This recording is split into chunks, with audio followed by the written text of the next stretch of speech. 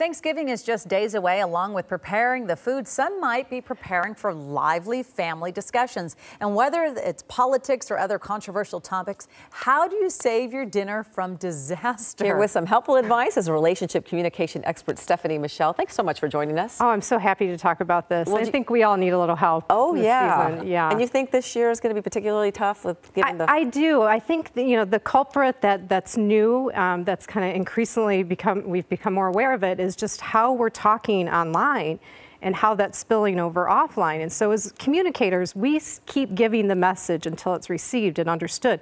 We don't get that online. So then when we go offline, we're still trying to get people to understand, and there's this fierce of intenseness in it, and that certainly doesn't have a place at Thanksgiving. Wow. Well, so if somebody's hosting Thanksgiving, or one of the sort of elders there can talk some sense into everyone, is there something they should do before Thanksgiving to try to lay some groundwork? Absolutely. So I'm a big advocate of preventative communication. So just setting setting an intention for a meaningful gathering. So this might require a phone call, not texting, but a phone call to say, hey, I want to see our family do better this year. I want us to have meaningful conversations. I want to learn something new about grandma. What does that look like? Do we have to take some topics off the table altogether? I like to think of it as like a special sequence, like making sure that there's opportunities for safe communication. So things like compliments, like wearing something that has a memory, or bringing a special dish that there's a story behind it. So those are safe things. Gratefulness. It's the season of gratefulness. Gaming that out a little bit, going around the room and going and counting it out. 1, I'm grateful for this food. 2, my health. That's a good one. And timing it. I like getting that competitive with it. Okay, what if things do turn south because Uncle Larry has too much to drink and he gets a little upset at Susie? So again, Uncle Larry. We all have an Uncle Larry.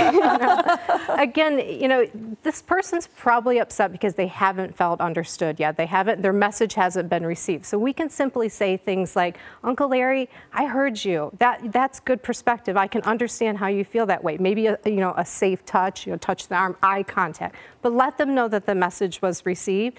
Empathy is not endorsement. So we can say, I understand, without agreeing. And I think that we have to remember that to stay out of these heated conversations. Well, it's a big family gathering. Is there anything we should do with kids? Because, kids want to always be on their phones and at the table. Is there anything that we should try to encourage or talk to our children or the younger adults who are going to be at the table? Absolutely. So number 1, I would like to see no phones at the table whatsoever. I love that. Collect them in a basket, make it a game, hide them, find a turkey puppet and, put them somewhere special. Just get them out of the picture. That's the first thing. Second thing, board games. Let's play board games. Let's bring that back.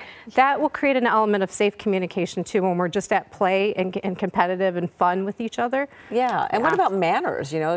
I think it's important for parents, but sometimes kids don't learn those. Yeah. Well, again, preventative communication is good here. To maybe set them down and say, hey, we're going to dinner, and how grandma gets upset about these things, and it's a sign of respect to show her that you understand why she gets upset, and watch these things. There's a reason we have a kids table at Thanksgiving and dinner. And that eye contact is so important. Yes. Look at people when you're talking to them or listening. All right. Absolutely. Well, Stephanie, thank you so much for joining us. And preventative communication. Isn't that really good? If you want to learn more about Stephanie and her positive communication strategies, you can check out her website at stephaniemichele.com. And happy Thanksgiving to you. You too. Happy Thanksgiving. Thank you very much. Happy Thanksgiving.